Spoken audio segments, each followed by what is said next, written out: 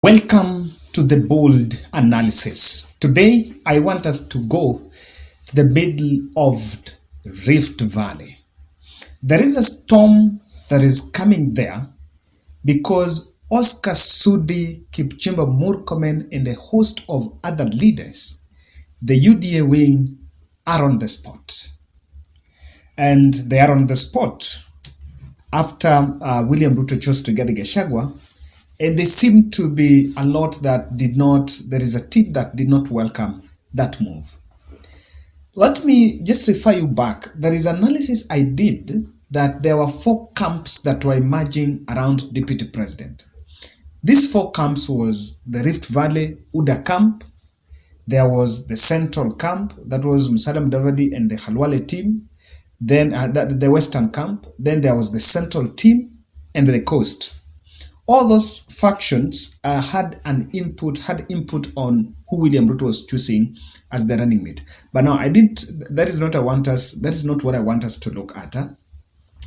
What has happened is there was a latest propaganda video, and I want to mention its propaganda video, that was labeled on Rigathi Gachagua. Immediately he finished his tour of the Rift Valley region, because when he was in Rift Valley, I think he visited Bomet. He was in Bomet, Kericho, that was Bomet, Kericho, Elgeyo Marakwet. I think if I remember the 3, because in Nakuru, they were with William Ruto, then in Baringo, it was Musalia Mudavadi. So, interestingly, immediately Rigathi Gachagua came out of Rift Valley. There was a question that emerged, because when he was there, he's talked about the 6-piece voting. And let me explain. The 6-piece voting, I think people who are crucifying, aspirants who are crucifying Rigathi Gachagua are getting it wrong. Because that was a position of UDA party leadership. But because William Ruto is the person who is the holder of the ticket, and he should play the unity role, actually, he is a candidate that then is the umbrella of the coalition. So he must serve the interest of all those constituent parties in Kenya Kwanza. Then he abdicated that role to Rigathi Gachagua to be the person to push the agenda of UDA party. In ODM, Hassan Joho is on record saying that he will only gather votes or ask for votes for ODM. And this is after Raila was really criticized on this. So it is something that was planned. However, after he was named as the running mate, the Rift Valley UDA wing are not putting his posters, his photo in their posters and banners. I think I got a WhatsApp message from a friend who was telling me, Kevin, I have gone to Nakuru, I have PT'd Kitale, and I was also in Eldoret, and I talked to people, and it seems kuna ka plan from the MCA to the MP to the rest who are not putting the photo of Rigathi Gachagua in their posters. That cannot be taken lightly, because it is a ticket. It's a ticket of the 2.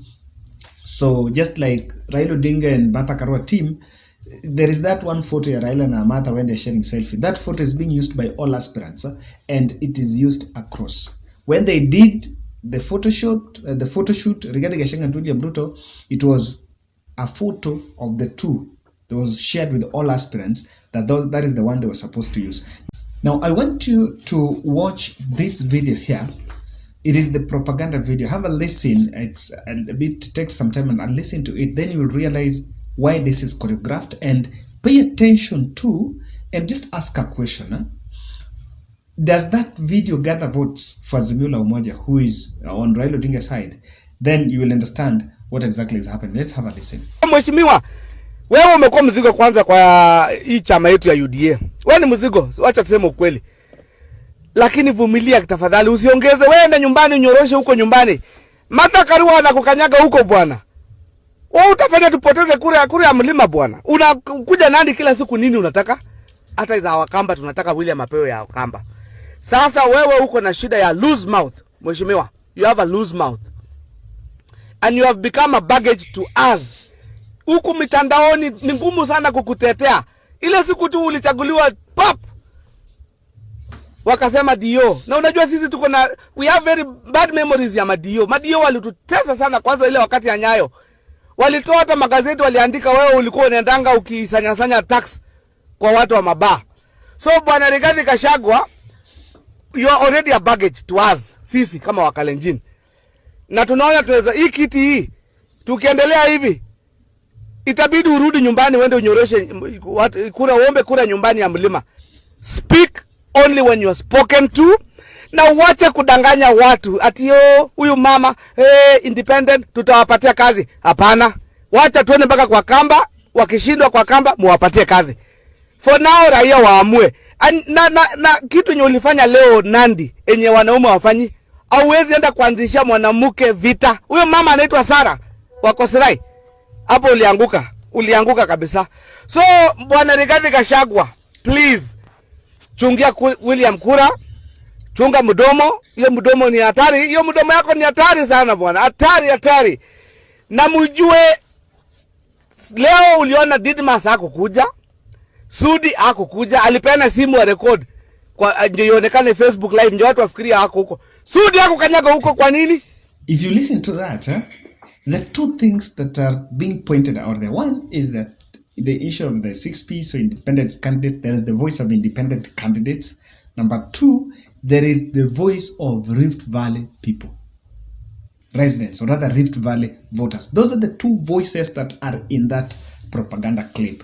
And yes, this might be perceived as a work of the enemy, but it is not so much helping the enemy, but it's actually talking about real issues, about the issues that are happening there. So ladies and gentlemen, even if you look at Uasin Gishu gubernatorial candidate Zerikaya Bonjotich Buzeki, I was asking Deputy President William Ruto and his allies to stop demeaning independent candidates in Rift Valley. This was today, and this is something that is now happening. And the truth of the matter here is the independent candidates that are very popular, and William Ruto will want maximum turnout. So to avert voter apathy, that's why for him, he's just being selective on where he's talking about 6Ps. In fact, William Ruto only applies 6Ps when he wants to hit a strong opponent of UDA, like I think Mishra, and I've also seen in Nandi Hills, they have gone bare knuckle against Alfred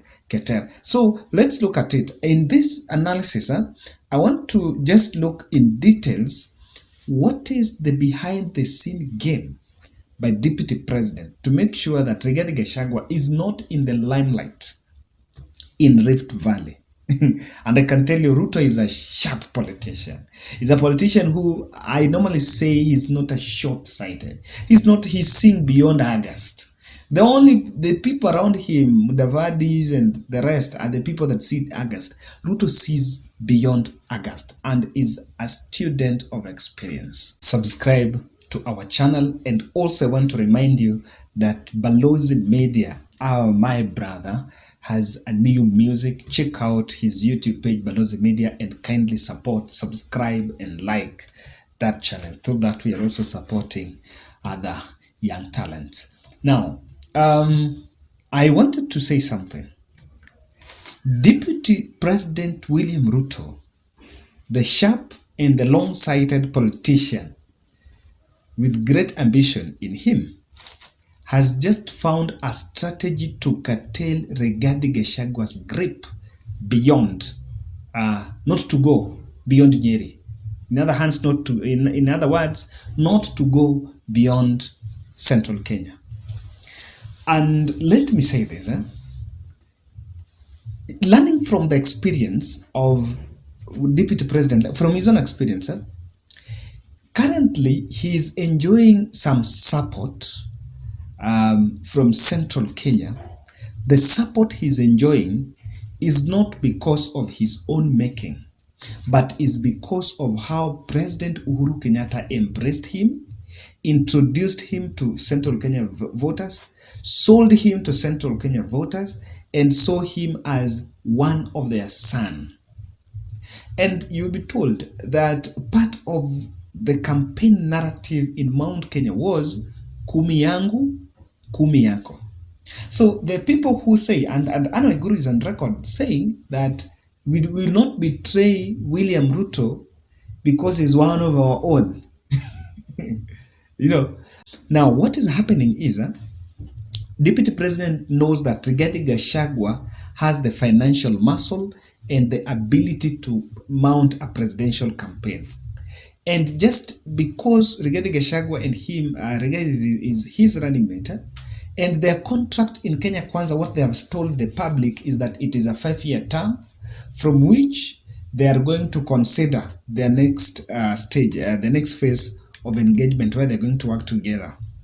He doesn't want the popularity of Rigathi Gachagua to grow, and he doesn't want Rigathi Gachagua to gel with the Rift Valley voters the way he gelled with the Central Kenya voters. And that is what politics is. Because the same way, if he makes that mistake, then perhaps if they form government, whether they form government and maybe in 2027, there is a change and there is a point of this person was helped and so we need to. You know, even if Ruto was betrayed, but he remained a dormant deputy president that did not gel with the Central Kenya voters, most likely he is going to make sure that he could not get that support he's getting now. Look at what the serious dirty business that William Ruto did in 2017 at Jubilee nominations.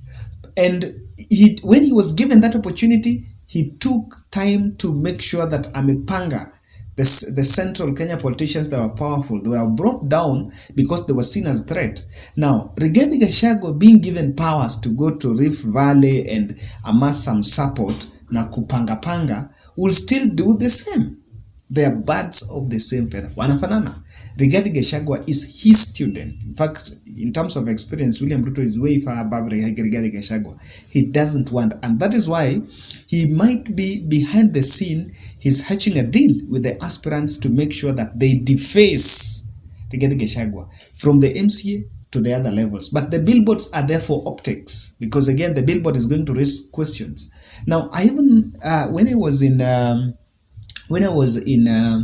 Kamkunji, even Nairobi, I saw this video. I think I captured this video. I want you to look at this one here. I captured this video. That is a video. If you check that video, the photo of Rigathi Gachagua is not in those posters. That is Millicent Omanga and the rest of the team. Now, that tells you what exactly is happening. Number two, I think the DO tag on Rigathi Gachagua is something that is working against William Ruto in Rift Valley, especially on the senior members of the society. Now, this is specifically the Molo area where was a DO, and this narrative of Rigathi Gachagua was a DO, so alitesa watu or he did something wrong as a DO. It's a very emotive narrative, because as we talk to date in Rift Valley, we still have a percentage of people that were affected by the 2007 shameful events. Lastly, they want to gather the votes of the communities in Rift Valley who might support William Ruto, but are feeling uncomfortable with Rigathi Gachagua. Rigathi Gachagua abusing Raila Odinga is more harsh than Deputy President William Ruto abusing Raila Odinga. And you will realize that William Ruto will attack Raila Odinga. He will barely call him Williams or Kitendawili and all that, and try to demean, yes. But Rigathi Gachagua is one of I think he doesn't have good words. Let me just to say, an Alalanga cabinet, those are not. So this team are also finding out that there are people in Rift Valley, there are Luyas, there are Kisis, there are also Luos there. Recently, Oscar Studio was meeting Luos. There are many Luos there. And they might not support William Ruto. And you also know how Rigathi Gachagua is being blamed for being verbal and doesn't say anything that makes sense, the way he's been talking. So just the way he has conducted himself, that could be another reason why this UDA Rift Valley wing have simply started or making that internal rebellion.